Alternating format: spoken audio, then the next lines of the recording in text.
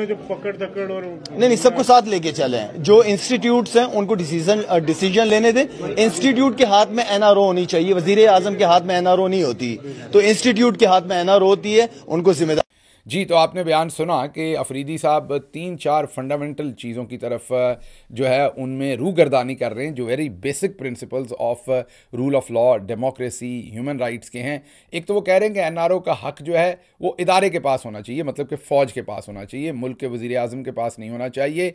हालांकि इखलाकियात, कानून, मज़हब, हर चीज़ के एतबार से देखें तो ये ना किसी इदारे के पास होना चाहिए, ना किसी वज़ीर आज़म के पास। ये तो इंसाफ के तराजू में होना चाहिए, इंसाफ बरतना चाहिए और सबके साथ एक जैसा सलूक होना चाहिए। क्यों किसी इदारे के पास एनआरओ देने का इख्तियार हो, क्यों किसी वज़ीर आज़म के पास हो, क्यों किसी एक अदालत के पास हो? तो पाकिस्तान के आइन के तहत जो चीज़ जैसे फिट बैठती है उसका उस तरीके से एहतसाब होना चाहिए।